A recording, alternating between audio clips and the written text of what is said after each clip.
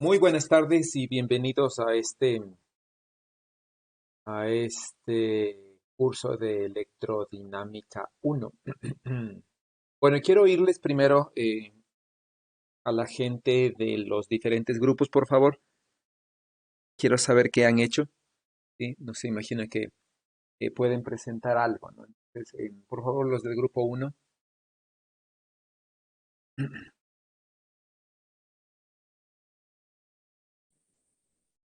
A mí me correspondía el grupo uno y también estoy con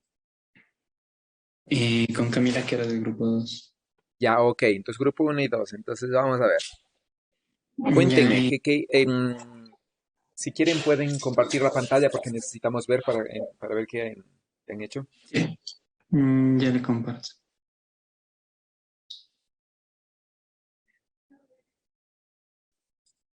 Ahí están viendo mi pantalla. Sí, déjenme nada más. Sí, ya se está viendo. Ya. Entonces, para calcular la inductancia mutua, nosotros consideramos el cable infinito que lleva una corriente, en este caso dependiente del tiempo, para que haya una inducción magnética, para que haya un cambio en el flujo. Y haciendo una aproximación cuasi magnetostática, le encontramos el campo magnético que produce este alambre, dependiendo de la distancia R que se encuentre el punto de medición al cable. Ya, con esto encontramos el flujo sobre una de las espiras del toroide. El toroide simplemente le pusimos cuadrado para dibujar algo, pero en el primer literal no especificaba la forma. Y así calculamos el flujo a través de una espira.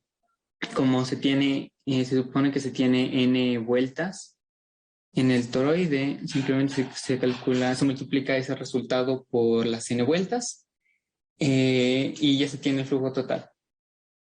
Haciendo una comparación con la expresión del flujo con la corriente del cable, se tiene que esta integral de aquí con estos parámetros es la inductancia mutua del sistema. Y S, la superficie por donde se debe calcular esa integral, depende de la forma de la extensión transversal del toroide. Eso.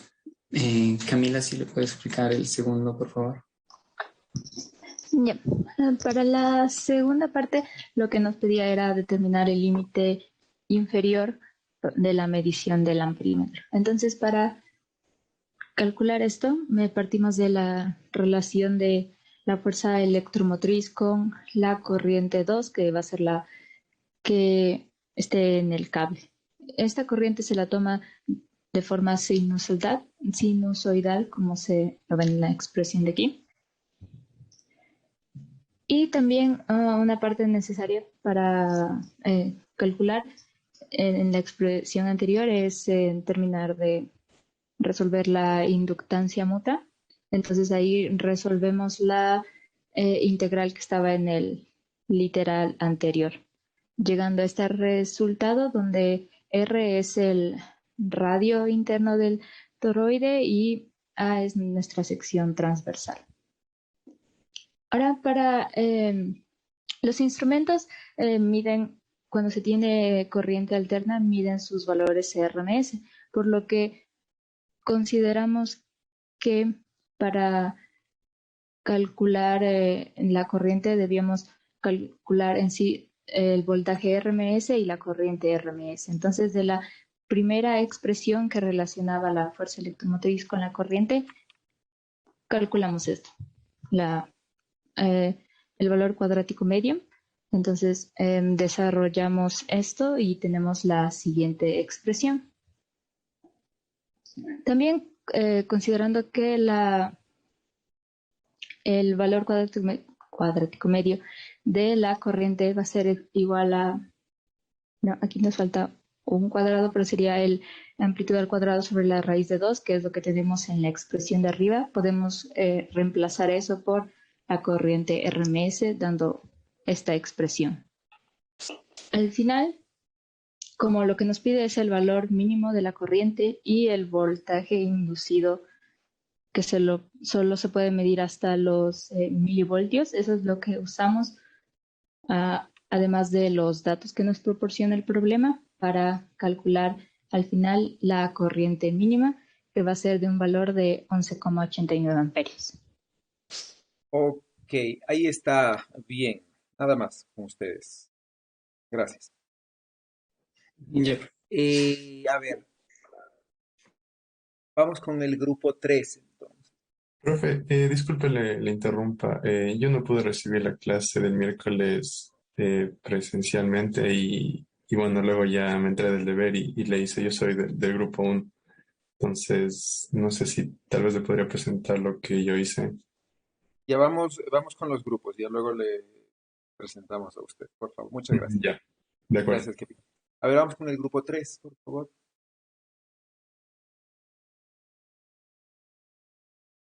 Ok, ya le comparto. Muchas gracias.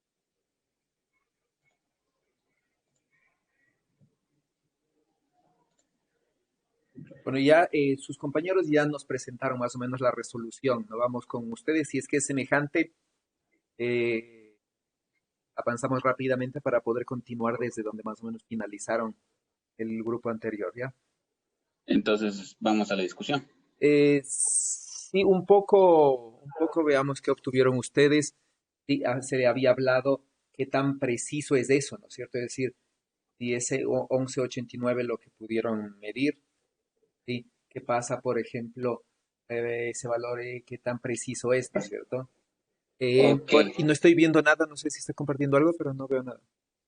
sí se está compartiendo, según esto sí se está compartiendo, pero si quiere lo vuelvo a compartir. O, Déjenme ver, o tal vez ahí, sí lo está viendo ahí.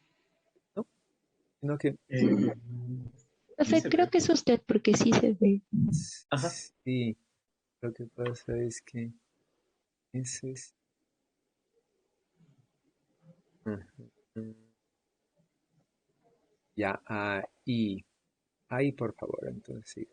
Pues que necesito esto que se grabe. Ya. Ok, entonces ahí sí se ve. Ahí ya lo veo. Entonces, por favor, continúe. Vale. Sí, ya. Bueno, en Igual puede la, empezar desde el inicio y rápidamente avanzamos hasta el final ya para ver todo lo que han hecho. ok, Pero ir un poquito más rápido, ¿no? Para poder ver los demás. vale. Básicamente lo que hicimos es prácticamente lo mismo que hicieron nuestros compañeros. Igualmente, por simetría, nosotros también usamos de la ley de Ampere y supusimos un caso cuasi estático. Entonces, de la misma manera, prácticamente tuvimos casi los mismos resultados que nuestros compañeros. Igual calculamos el flujo, el campo, y nos salió una expresión similar. De esta manera, nosotros tenemos una relación entre el voltaje, la autoinductancia y la corriente, que es variable en el tiempo en este caso. Igual supusimos que la corriente tiene una forma sinusoidal, tal como se muestra en la pantalla, y obtuvimos este resultado, que, bueno, nos difiere con órdenes de magnitud que les nuestros compañeros, no, la verdad que me imagino, no, trato de verle por qué debe ser, pero bueno. De todas formas, en algo que sí tal vez concordamos es que, o bueno, no sé, es que en la parte C en la discusión, nosotros investigamos que en el caso de este tipo de amperímetros suelen trabajar en el orden de los 200 amperios. O sea, vimos que su capacidad es súper alta, súper alta. Entonces, hablar sobre que la precisión es, por ejemplo, de 11,88 miliamperios, que es lo que tuvimos, eh, o sea, es insignificante. Entonces, la precisión es muy buena. Claro, considerando que estamos trabajando con el caso de los 60 Hz que nos había dispuesto el ejercicio. En esto nosotros, por ejemplo, vimos que en el caso, bueno, es el mismo caso que nuestros compañeros en RMS, nosotros analizamos por amplitudes. Entonces, va a ser lo mismo en el caso de la discusión en este caso, pero las amplitudes tienen una relación lineal. Es por eso que simplemente si nosotros calculamos, por ejemplo, cuánto es la corriente voltaje inducido en, en, en un milivoltio, ya estamos calculando la exactitud que tiene el aparato, que son los 11,88. Lo interesante fue que en el caso de la frecuencia, nosotros encontramos que el aparato básicamente no sería de mucha utilidad cuando sean frecuencias muy bajas, debido a que la precisión se va tendiendo la exactitud se va haciendo cada vez más pobre, o a su vez, la escala de corriente se va haciendo mucho más grande. que incluso tiende al infinito, ya que hay una relación inversa entre digamos, la exactitud de la corriente y la frecuencia. Entonces, de aquí concluimos, como ya le mencioné, que el aparato no serviría para frecuencias bajas. Sin embargo, para frecuencias altas sí. De todas maneras, vemos el mismo efecto generalizado de la tendencia inversa entre corriente y frecuencia para cualquier valor de voltaje, como vemos en la gráfica.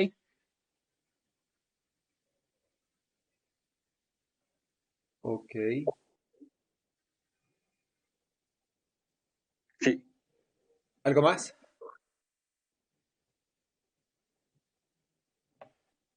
¿Algo más? Disculpe, no le oigo. ¿Sí? O sea, básicamente lo investigamos y el aparato tiene un rango de trabajo bastante amplio y entonces no está, decir una exactitud de miliamperios, incluso de 11.88 amperios que habían dicho nuestros compañeros, relativamente bueno. Ok. Vamos con siguiente, con el 4. Ya le comparto, profe. A ver, ¿dónde está? Aquí está. Ya, listo. O sea, bueno, ahí me puede decir si es que ya puede ver. Bueno, lo que pasa es que tengo que hacerle, que capturarle en el... Ya, ahí la puedo ver. En el sistema que grabo el video. Ya, Ya, ok. por favor, ahora sí continúe. Bueno, lo que nosotros decimos fue, la primera parte es básicamente lo mismo que han explicado nuestros compañeros, los dos grupos anteriores. Sí, primero se utiliza la ley de Ampère para encontrar el campo magnético que hay en el toroide, y después se calcula el flujo total en las n espiras, como hay n espiras, bueno, se lo multiplica por n y ahí multiplicado por el flujo. Y debido a bueno, buscando esta similitud con la forma que tiene el flujo, de que es igual a la inductancia mutua multiplicado por la corriente, entonces se obtiene la inductancia mutua que está aquí, que es esta expresión de acá. Bueno, y bueno, es básicamente lo mismo que han hecho nuestros compañeros. Y bueno, no sé si es que Brandon puede explicar rápidamente porque el último punto sacamos distinto al anterior grupo, entonces eso sería lo que cambia. Entonces, Brandon, Ya, si es que explica sigue. rápidamente la parte de aquí. Y lo que ya más o menos vimos, le pasamos muy rápido, ¿no? Una explicación muy sencilla y pasamos a la parte de la discusión si tienen alguna cosa diferente, sobre todo. No, Diga. claro, profe. Entonces, en la segunda parte simplemente supusimos una corriente AC de esta forma con una frecuencia F. Calculamos el voltaje inducido en el toroide. ¿Le puedes bajar, por favor? Y ya, lo que hicimos en este caso fue ver que este voltaje dependía del coseno en el tiempo. Entonces simplemente sacamos la amplitud de esta función para obtener los valores que queremos. Y como sabemos, el amperímetro mide hasta un milivoltio, entonces la medida mínima diferente a cero que puede tomar es un milivoltio. Entonces simplemente queremos saber el valor de corriente mínima que podría tener. Despejamos I sub cero en este caso y ese sería nuestra corriente mínima que puede medir y a la vez la diferencia entre corrientes que también puede medir el, el amperímetro. Entonces obtuvimos que era igual de 11.89 casi amperios. Ya, Ya, a ver, hay una pregunta. ¿Qué quisiera decir? Por ejemplo, ¿qué tal si yo tengo una corriente de 11 amperios, otra de 15, otra de 20, otra de 30? ¿Puedo diferenciar eso con este amperímetro? ¿Puedo diferenciar que la una mide 11, la otra mide 13, la otra mide 20 y la otra mide 30? En general para No por ustedes primero y después para todos, no sé. Claro, si fuera de 11, por ejemplo, no podríamos porque toda medida de corriente va a tener una incertidumbre de más o menos 12 amperios. Entonces, por ejemplo, si la medida real es de 11, nosotros vamos a medir 12 con la incertidumbre de más o menos 12. Entonces, no es tan preciso porque 2 amperios, bueno, sí es alto. Entonces, igual si medimos 25, si fuera la corriente 25, nuestro amperímetro va a medir 24 con una incertidumbre de más o menos 12. Ya, ¿alguien más que quiera aportar algo de eso, que quiera discutir de este caso?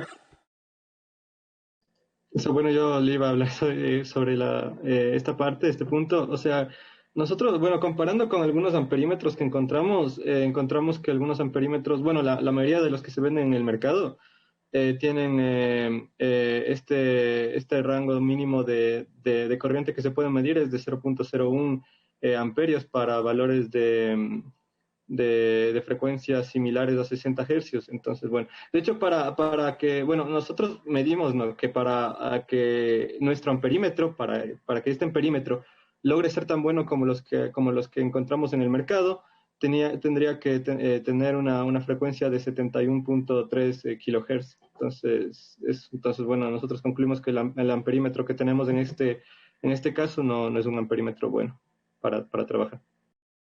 Ya. ¿Algo más? Bueno, aquí lo importante es justamente este resultado que muestran sus compañeros del delta I, ¿no? Porque ustedes pueden medir, por ejemplo, 1 milivoltio y el siguiente valor que van a poder es 2 milivoltios. Y por lo tanto, ¿no? Ustedes van a poder estimar cosas en escala de 11 amperios. Sí, entonces, como dice su compañero, ¿no? Entre 11, 15, 20, 30, vamos a medir que tenemos 2 puntos, ¿no? O mide 12 o mide 24, por ejemplo. No hay medidas intermedias, ¿no? Eso es importante. Ya ustedes son el grupo 4, ¿verdad? Sí, Sí, profe. profe. Gracias. Vamos con el siguiente. ¿Cuántos grupos son? Perdón. Sí, faltamos nosotros, el 5. Ya, el 5 de ahí viene Kevin. Ok, entonces continúe, por favor. Igual compártame lo que han hecho en la pantalla y veamos qué tienen ya.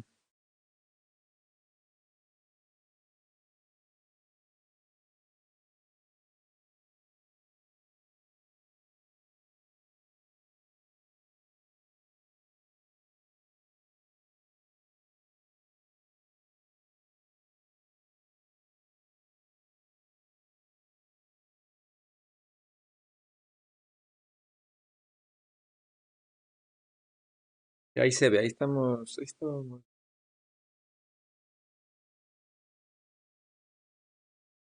no le oigo. ¿Aló? ¿Ahí? Ah, sí, ahí sí. Ya.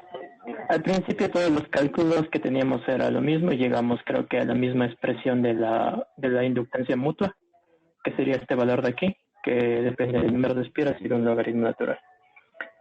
Con los datos del problema reemplazamos este valor, que sería una constante, que lo vamos a utilizar luego para calcular los, los límites inferiores.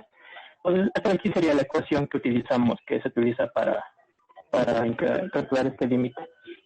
Entonces aquí notamos que esta expresión de aquí, reemplazando aquí los valores que tenemos para una frecuencia de 60 Hz, notamos que este valor de aquí va a tener este de aquí que va a estar determinado en este intervalo de aquí. Entonces ahí ya notamos que el límite inferior tiene que ser 11.887 amperios, que va a ser la escala mínima con la que vamos a medir eh, pasar de la escala mínima a otros 11.88 recién va a cambiar a 2 milivoltios, como ya se había dicho. Entonces, luego en el análisis final creo que podría añadir que bueno, esto también se había dicho antes, que esto de aquí depende de la frecuencia, de forma inversamente. Entonces, si aumentamos la frecuencia, esta escala de aquí va a disminuir, esta corriente tiene que disminuir para marcar el mismo 1 voltio. En ese caso, a una mayor frecuencia podemos disminuir el valor y poder hacer tender a estos valores más pequeños y tener una mejor precisión, diría yo. De ahí Ya, creo que lo demás ya se había dicho antes. ok. Bueno, hemos visto que una limitante es el voltaje, ¿no es cierto? Nosotros estamos Sí. trabajando básicamente en un toroide que no tiene ningún núcleo. ¿Qué pasaría si tuviese un núcleo, por ejemplo, de hierro dulce, laminado, ¿no? Y digamos que tiene una permeabilidad de más o menos 1500. ¿Qué pasaría?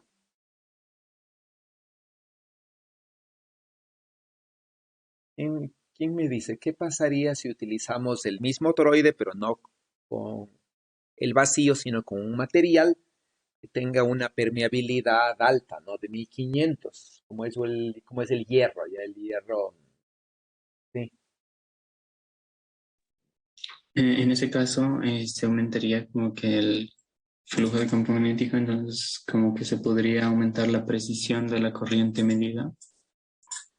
Ya, ¿no? Entonces sí podría tener un núcleo que incremente el flujo magnético, ¿sí? Ya que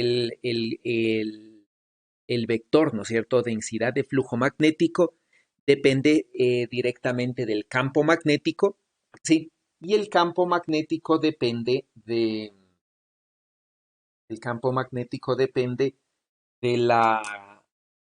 de la corriente libre. Eso quiere decir que el campo magnético eh, no va a cambiar, ¿no es cierto?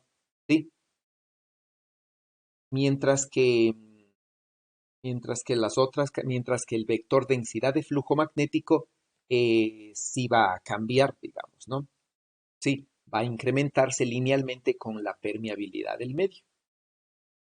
¿Sí? Y entonces nosotros podríamos incrementar la sensibilidad de nuestro material, ¿no es cierto?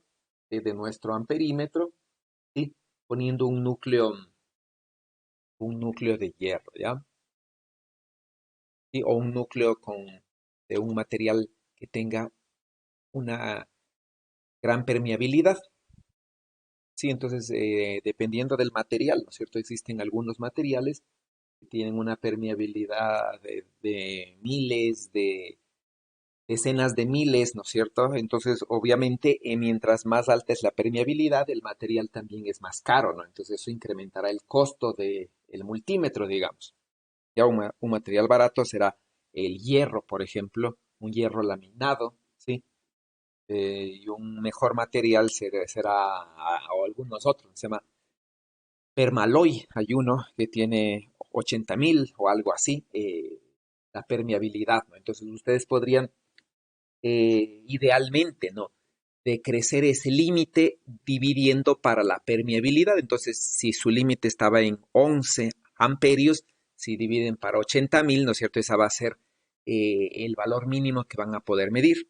Y obviamente ahí todo mejora, ¿no? Ya no mido decenas de amperios, sino mido más bien eh, corrientes más bajas logro medir, ¿no?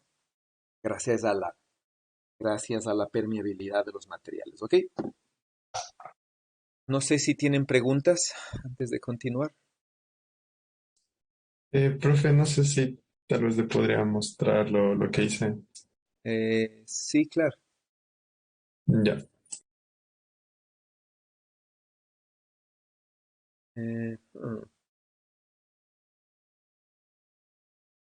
ya. A ver, entonces tengo que yo parar mi... Ajá.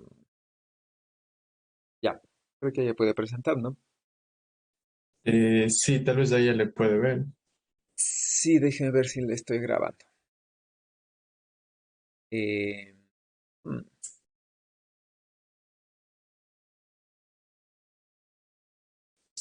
ya, continúe, por favor.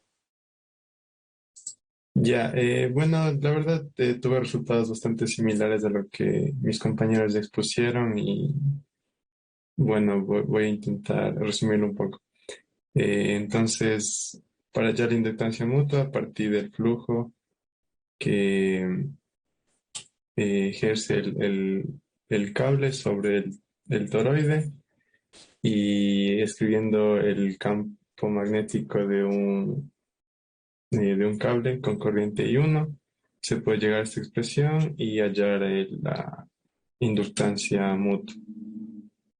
Y luego, con la relación de la FEM y la variación de corriente del cable, igual se puede hallar una expresión para la corriente mínima y la FEM mínima. y a partir de que el valor mínimo que puede medir el, se me fue el nombre, el amperímetro de gancho, entonces se llegó a una expresión para la corriente mínima y igual concuerdo con mis compañeros en no sé cómo 89 amperímetros. Y tal vez lo que puedo agregar es que este valor mínimo eh, depende únicamente del inverso de la frecuencia, ya que todos estos de aquí, estos valores de aquí son relativos al, al, al toroide. Entonces, a partir de eso, la precisión del amperímetro depende bastante de la frecuencia de la corriente que está ingresando, o bueno, que deseamos medir.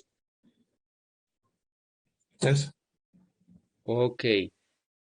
Supónganse que tienen una superposición de dos corrientes, ya. Supónganse la una es de 60 hercios y la otra es de 1000 hercios. Y ustedes tienen un amperímetro. ¿Habría alguna manera de medir las corrientes independientemente con este amperímetro de gancho?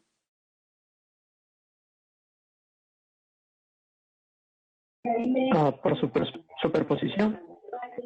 Ya, bueno, De, las dos corrientes están circulando por el mismo cable, ¿no? Es nada más que tienen dos componentes, ya una de 60 hercios y una de 1000 hercios, sí. Sí, ¿cómo podrían medir las dos corrientes?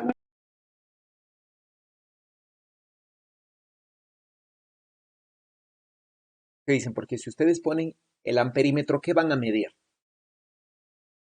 Van a medir eh, la suma de las dos corrientes, el promedio. ¿Qué medirían si ponen su amperímetro de gancho, ¿no es cierto? El cual responde por inducción, sí. Y ustedes ya tienen sus ecuaciones, que imagino que estarán viendo ahorita, ¿no? Tienen entonces dos términos, ¿sí? Dos corrientes con dos frecuencias diferentes. ¿Qué miden ustedes? ¿El promedio de las corrientes, la suma o alguna otra cosa? ¿Qué miden? yo diría que se mide la suma Ya, y va a haber un número, o sea, por ejemplo, no va a ser un número entero de 1 milivoltio, sino que va a depender también del otro valor para la corriente de 1000 hercios. Entonces va ya. a ser un valor tal vez fraccionario, diría. Ok, pero bueno, lo importante ahorita es la suma, ¿no es cierto? ¿Qué dicen los demás? ¿Miden la suma? ¿Qué dicen sus ecuaciones? ¿Por qué es la suma o por qué no es la suma, ¿no?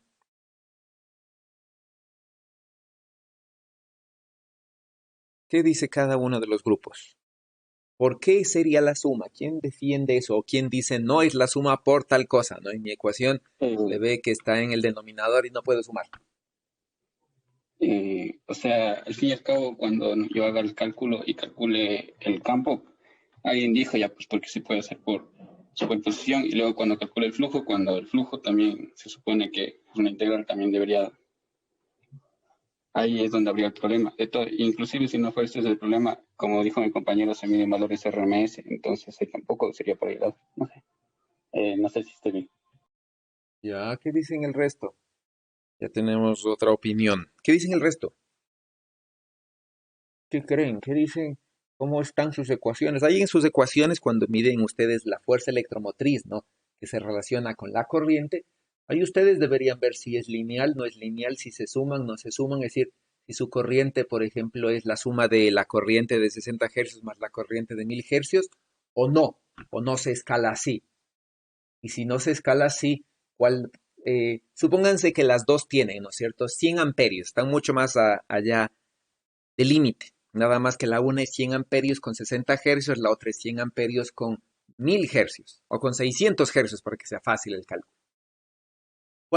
¿Cuál es más, a cuál al final yo voy a medir 100 amperios de 60 y 100 amperios de la otra son 200 amperios, entonces voy a medir un voltaje de 200 correspondiente a 200 amperios o no mido eso. ¿Qué dicen sus ecuaciones? ¿O quién se representa más? La una tiene eh, 100 amperios de 60 hercios, la otra tiene 100 amperios de 600 hercios, pero la de 100 amperios de 600 hercios induce menos fuerza electromotriz y por lo tanto está menos representada o está más representada. ¿Qué dicen? Vean sus ecuaciones, interpreten.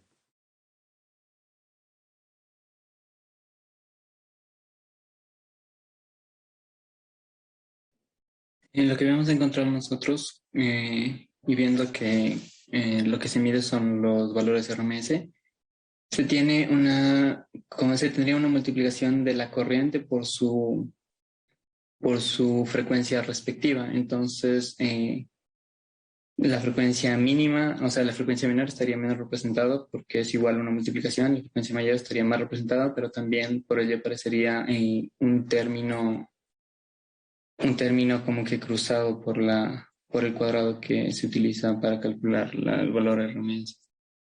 Ya, entonces la frecuencia más alta está más representada.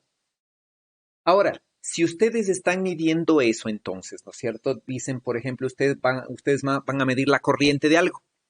Sí, en su medición, sí, en sus ecuaciones, el voltaje, que es el que está relacionado con la corriente, aparece una frecuencia.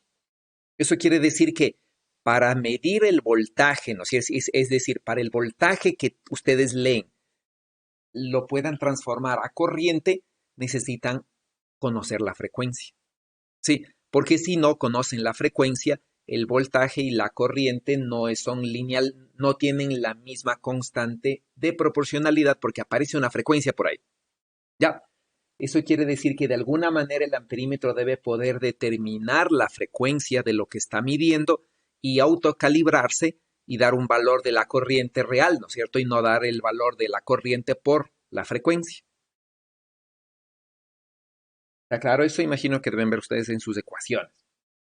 Y entonces, si ustedes pueden, ¿no es cierto?, determinar la frecuencia o, por ejemplo, hacer una transformada de Fourier y sacar las componentes de frecuencia de las diferentes componentes, ustedes en principio podrían medir todas las corrientes con sus diferentes frecuencias a la vez.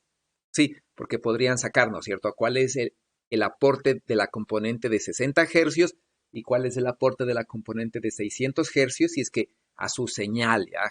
En el tiempo le hacen una transformada de Fourier y eso sacan las componentes en frecuencia. En principio ustedes pueden medir los valores de corriente en el rango de frecuencias, ¿ya? Bueno, quedamos ahí en este ejercicio por ahora. No sé si tienen preguntas, si no ya avanzamos a la clase de hoy. Yo tengo una pregunta, profe. Dígame, Raquel.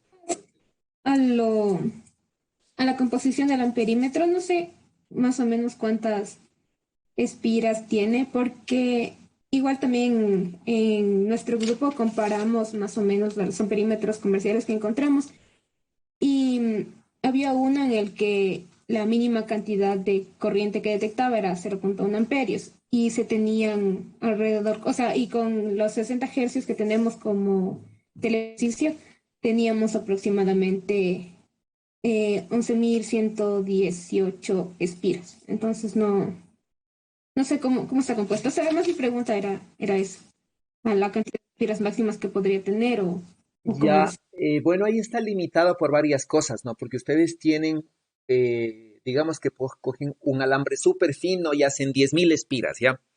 Pues mientras más fino es el alambre, más se va a calentar con el flujo de corriente. Cuando ustedes induzcan una fuerza electromotriz, va a circular una corriente, ¿ya?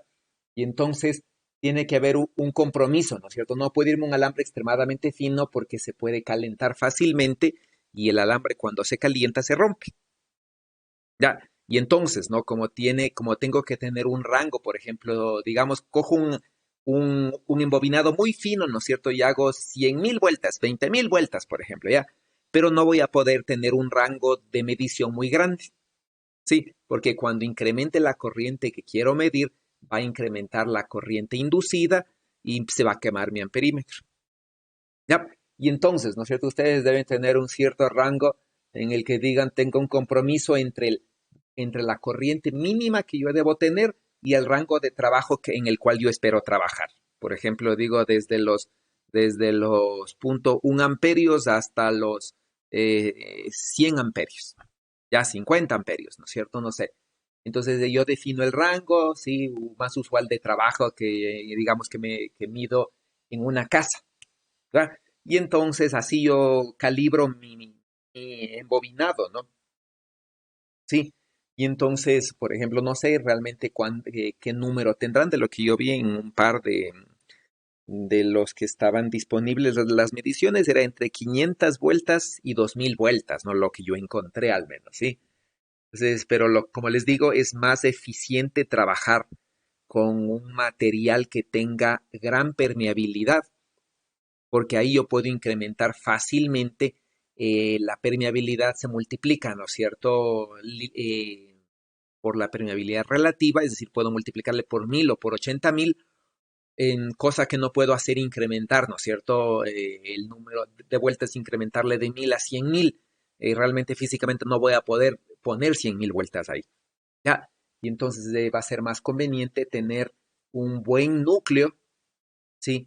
Antes que un número de espiras sumamente alto. Entonces yo supongo, ¿no? Que un mejor amperímetro mantendrá un número de espiras semejante, pero mejorará el núcleo del material en el cual se está induciendo la corriente. Sí, mejorará considerablemente, ¿no? Entonces utilizarán algún material mejor, digamos. Obviamente va a ser más caro, sí, pero incrementará el flujo sin incrementar el número de espiras. Sí, entonces por ahí debe ir la solución tecnológica, es mejor, ¿no? Antes que incrementar desmesuradamente el número de espiras, ¿ya? Aparte de eso, que con más espiras el amperímetro se va a hacer más grande y más pesado, ¿no? Entonces hay que buscar todo ese compromiso entre todos los diferentes factores tecnológicos y estéticos, ¿no? También, ¿no? Hay que tomar en cuenta, ¿sí? Eso es lo que les podría decir, ¿ya? Profe, Dígame. ¿y yo cómo sé cuál es un buen núcleo? Perdón. Hay que ver la permeabilidad, ¿sí? Entonces, por ejemplo, cuando ustedes, déjenme ver si tengo aquí estaba bien. Por ejemplo, cuando ustedes dicen, ¿no es cierto? Ay, sí. Dicen, por ejemplo, aquí está, ¿no? Entonces ustedes dicen, ay, ahí está, ¿no? Ustedes dicen, ¿no es cierto? Tengo estos materiales que están aquí, por ejemplo, dicen el hierro comercial, no sé si será el laminado o no, ¿no es cierto? Tiene una permeabilidad de 1500, pero si me voy al este, por ejemplo, Supermalloy tiene, ¿no es cierto?, una permeabilidad de 800.000. Sí, y entonces, ¿no? Yo tengo que ver justamente esto, bueno, debería ver, ¿no es cierto?, cuál va a ser la respuesta que me va a dar, bueno, todas las características técnicas del material, ¿no? Pero este sería el parámetro que yo debo buscar. Entonces, por ejemplo, puedo ir a un material de hierro um, eh, dopado con silicio, ¿sí? Pues este hierro dopado con silicio, supuestamente, ¿no? Cuando está orientado, tiene una permeabilidad de 14.000, entonces ya incrementaría, ¿no? Sí. O este permaloy o este supermaloy, pero obviamente un material como estos incrementaría en gran cantidad, digamos, el campo magnético inducido, ¿no es cierto? El flujo magnético, pero obviamente imagino que debe ser un material mucho más caro, ¿no? Sí, por ahí es más o menos donde ustedes podrían elegir. Bueno, vamos a irnos a un ejercicio, ¿sí? 17 minutos que nos quedan. Vamos a irnos a un ejercicio en el cual quiero introducir el concepto de energía en el campo magnético. Sí, y para eso nosotros vamos a suponer que nosotros tenemos un flujo, de que tenemos un circuito, más bien dicho, en el cual vamos a suponer que al tiempo cero tengo un capacitor cargado y este capacitor cargado cierra el circuito al tiempo cero y comienza a circular una corriente, ¿ya? Que va a hacer que el capacitor se descargue y aparezca, ¿no es cierto? Aquí, según las ecuaciones, aparece una corriente oscilante. Sí, una corriente oscilante de manera sinusoidal, ¿no? Y entonces en algún momento el capacitor vamos a ver que va a estar completamente descargado y obviamente la energía que estaba en el campo eléctrico se tendrá que haber ido a otro lado, ¿ya? Y luego, ¿no es cierto?, de un periodo el capacitor se carga pero en dirección contraria, ¿sí? Y se carga completamente otra vez y se vuelve a descargar, ¿no? Y entonces la polarización del capacitor cambia con el tiempo. Y como la polarización del capacitor cambia con el tiempo, nosotros entonces vamos a ver que la energía almacenada en el campo eléctrico en el capacitor simplemente se va y vuelve, ¿no es cierto? Se va y vuelve, ¿ya? ¿Y a dónde se va? Sí, se va acá, al inductor. Y debería estar de alguna forma aquí, ¿no es cierto? Y como en el inductor nosotros tenemos corriente, entonces de alguna manera la energía que inicialmente estaba en el capacitor se va acá al inductor y debe estar en forma de campo magnético, ¿no? Entonces nosotros ahora vamos a, justamente con este circuito, va a servir para introducir este ejercicio, ¿no? Esta idea. Y entonces lo que nosotros tenemos es obviamente un capacitor cargado, ¿sí? Aquí está simplemente la carga del capacitor como función, ¿no es cierto?, de la capacitancia, ¿sí? Que es esta, ¿no? Si calculamos, si suponemos, ¿no es cierto?, que el campo eléctrico nada más hay dentro del capacitor y desprecio los efectos de borde, simplemente la energía almacenada en el capacitor es, ¿no es cierto?, el módulo del campo eléctrico por el volumen del capacitor y me da este resultado, ¿no? Y bueno, y reescribiendo, puedo escribirle así, ¿sí? Como una de estas ecuaciones que están aquí, ¿no? Y entonces, perdón, acá no se está el video. Y entonces, sí, y entonces yo lo que puedo tener, ¿ya?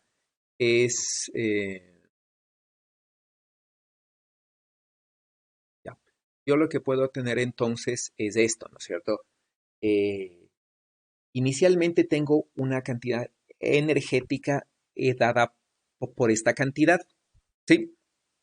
Dada por esta cantidad, ¿no? Entonces cierro el circuito y comienza a aparecer una corriente. Y entonces simplemente, ¿no?, la caída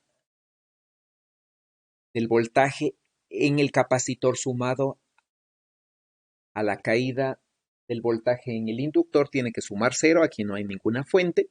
Entonces sumo cero, ¿no es cierto? Esto de aquí y resuelvo, ¿ya? Entonces, básicamente al tiempo cero, simplemente tengo un capacitor cargado y la corriente es cero. Entonces, estas van a ser mis dos condiciones iniciales y que me sirven para hallar cuánto vale A y B, ¿no? Entonces hallo A y B y encuentro que la corriente es una corriente que varía de una manera sinusoidal y el capacitor entonces se va cargando y descargando igual, ¿no es cierto?, de una manera sinusoidal con esta frecuencia, ¿ya? Y entonces vamos a hacer el análisis, ¿no? Al tiempo cero, ¿sí? Al tiempo cero, el capacitor está cargado, ¿sí? Y entonces al tiempo cero, ¿no es cierto?, el capacitor de lo que está cargado comienza a generar una corriente. Y aquí comienza a aparecer una corriente, ¿no es cierto? Y entonces, para un cierto tiempo, ¿sí? Para un cierto tiempo, simplemente la carga del capacitor va a ser cero. Y eso quiere decir que la energía en el capacitor es cero a este tiempo, ¿no es cierto? A este tiempo de aquí. ¿Ya? Y entonces lo que nosotros vamos a tener es un campo magnético de valor máximo, ¿no? cuando esta carga sea cero, esta corriente tiene su máximo valor. Y entonces aquí yo voy a tener un campo magnético con su valor máximo, cuya dirección puede ser o más z o menos z, dependiendo de la dirección de corriente, ¿no? Lo interesante aquí es que cuando se genera la corriente, aquí yo puedo decir, ¿no es cierto?, que voy a generar un cierto trabajo, ¿sí? Ya que yo voy a tener una cierta corriente aquí, y entonces yo tengo una corriente que se está moviendo debido a un campo eléctrico que aparece a lo largo del conductor.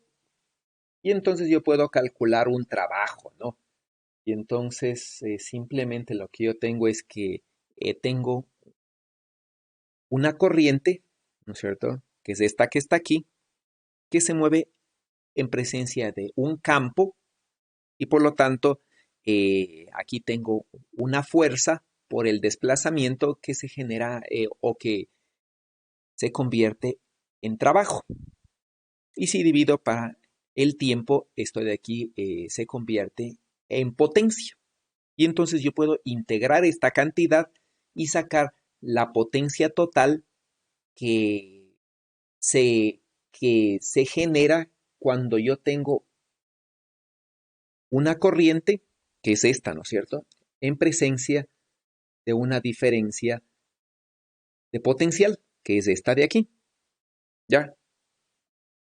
Y en este caso, ¿no?, la corriente está variando con el tiempo, al igual que la diferencia de potencial. Y entonces yo puedo sacar una cantidad y voy a obtener esto, ¿no?, que es típicamente la potencia disipada por un circuito. ¿Ya? Es simplemente esa de allí, ¿no es cierto? Y entonces yo puedo reemplazar y decir entonces el potencial, ¿sí? El potencial eh, que cae en el inductor no es nada más, ¿no?, que la inductancia por la variación de corriente. Y entonces aquí yo tengo una cantidad que mide la potencia en función de la cualidad del solenoide, que es su inductancia, ¿ya? Y puedo regresar y calcular el trabajo, simplemente integrando esta cantidad en el tiempo, ¿no? Integro en el tiempo esta cantidad y me da esto de aquí. Y entonces yo puedo ver, ¿no es cierto?, que el trabajo tiene una forma, una forma semejante a la que yo veo acá, ¿sí?, al capacitor, excepto que el capacitor almacena carga, o acá, ¿no es cierto?, el capacitor almacena carga y por lo tanto almacena su energía en la carga, ¿sí?, mientras que el inductor almacena su energía en la corriente. ¿Ya? Y, ¿no es cierto?, yo puedo relacionar las cantidades que tengo aquí simplemente así, ¿no es cierto? Yo puedo decir, ¿no es cierto?, tengo la relación entre eh, el flujo y la fuerza electromotriz, y a su vez, ¿no es cierto?, la fuerza electromotriz como función de la autoinductancia y variación de la corriente en el tiempo. Comparando estas dos, ya como si geométricamente el inductor no se deforma en el tiempo, su autoinductancia no depende del tiempo y estas dos cantidades tienen que ser iguales. Y básicamente voy a tener algo así, ¿no es cierto? Sí, voy a tener algo así. Bueno, aquí me falta un alfa en algún lado. Sí, creo que acá, ¿no es cierto? Aquí creo que me falta el alfa, ¿no? Y entonces, ¿no es cierto?, yo voy a tener una relación como la que está aquí. Y yo puedo escribir, ¿no?, el flujo magnético es esta cantidad que está aquí. Ya, es la cantidad de campo magnético que está fluyendo en una superficie no cerrada. Sí, entonces el flujo de esta cantidad si yo recuerdo, ¿no?, que el campo magnético se relaciona con el potencial vectorial a través del rotacional, entonces yo puedo transformar esta integral de superficie no cerrada en una integral de contorno cerrado, donde el contorno que está aquí no es nada más que el contorno que limita la superficie que está acá arriba. Y entonces, ¿no?, yo puedo igualar estas dos cantidades, básicamente, ¿ya? Y voy a tener, ¿no es cierto?, que el trabajo no es nada más que lo que yo tengo aquí, ¿no es cierto? Sí, le puedo escribir así, ¿ya? Suponiendo que yo tengo esto, ¿no? Ya, suponiendo que yo tengo esto de aquí, ¿no? Entonces un alfa acá abajo, un alfa acá arriba, y tengo esta identidad que está acá abajo, ¿no? Y entonces yo podría generalizar esta cantidad y decir, esto que yo tengo aquí, IDL, esto que yo tengo aquí, ¿no es cierto?, IDL, le puedo cambiar por un JDB y decir entonces, esta va a ser el trabajo que está haciendo el capacitor sobre el inductor, ¿ya? Y a su vez, ¿no es cierto?, el rotacional del campo magnético se relaciona con la corriente a través de la ecuación que está aquí, y entonces yo puedo reemplazar la corriente acá y llegar a una ecuación como la que está aquí, ¿sí? Y entonces simplemente se tiene algo como esto, ¿no? La divergencia del producto cruz que tenemos aquí me genera, ¿no es cierto?, justamente un término que es el que yo tengo en mi integral, ¿sí? Que es este de aquí, ¿no? Es este, ¿no? Y entonces yo puedo reemplazar el término que está aquí por su equivalente, donde el rotacional del potencial vectorial es nuevamente el campo magnético. Entonces aquí yo voy a tener un B cuadrado, ¿no? Integro, reemplazo la cantidad que yo tengo aquí, ¿no es cierto? La cantidad que yo tengo aquí, recordando que esta cantidad, cuando cambio de aquí a acá, la integral que yo tengo aquí, básicamente tengo que integrarle en todo el universo, ¿sí? Ya que el campo magnético tiene un alcance infinito, ¿sí? Y entonces yo tengo que integrar esta cantidad en todo el universo. Mientras que la integral que está aquí, yo solamente tengo que realizarle donde hay corriente, ¿sí? Entonces aquí yo estoy en un volumen finito, ¿no es cierto? Un volumen finito, sí, pero cuando paso a la segunda integral, esta integral de aquí tengo que realizarla en todo el universo. Y entonces yo voy a llegar a una integral, ¿no es cierto?, en la que tengo una componente que está aquí. Y entonces la integral de volumen que debería estar aquí le puedo transformar en un flujo. Y entonces, ¿no?, el flujo en el infinito es cero si las corrientes están localizadas. Entonces, ¿no?, si yo tengo un cuerpo como el que está aquí, ¿ya? Como el que está aquí, y básicamente las corrientes simplemente están circulando dentro del circuito, en el infinito yo no tengo ninguna cantidad de corriente. Y eso quiere decir, ¿no es cierto?, las cantidades que está aquí, tanto el campo magnético como el potencial vectorial, en el infinito tienen que tender a cero, ¿sí? Y por lo tanto, el flujo que está aquí en el infinito tiende a cero. Y solo me va a quedar la ecuación que está aquí, ¿no? Y entonces yo puedo decir, el campo magnético que yo tengo aquí almacena su energía en el campo magnético. Y entonces, ¿no?, yo puedo calcular el campo magnético dentro del solenoide, elevarlo al cuadrado y hacer la integración. Y voy a llegar a la ecuación que está aquí, ¿ya? Donde depende del factor omega cuadrado, que es justamente lo que tenemos allí. Y finalmente, ¿no es cierto? Si yo escribo lo que es la autoinductancia y reemplazo acá, voy a llegar acá. Y entonces tengo, ¿no?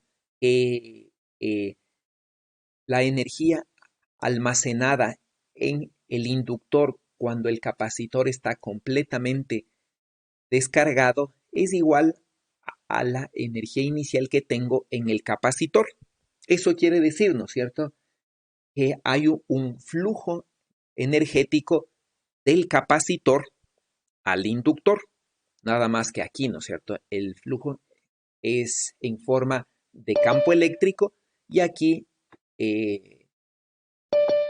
la energía se almacena en forma de campo magnético. Ya ahí tenemos un flujo energético que va y viene de un lado a otro. ¿Sí? ¿Está claro?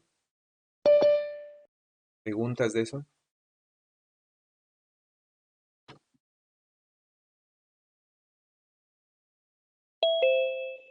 Ok, bueno.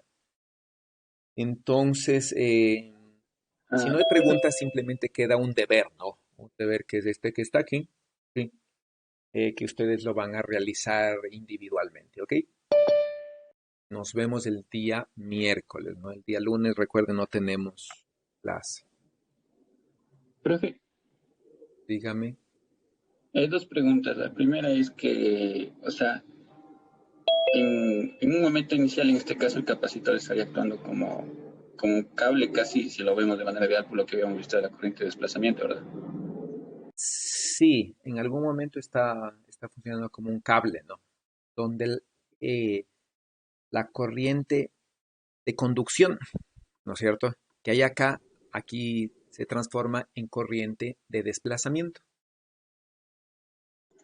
Profe, perdón, disculpe que me moleste, solo que se me fue el internet y no escuché lo que dijo, disculpe.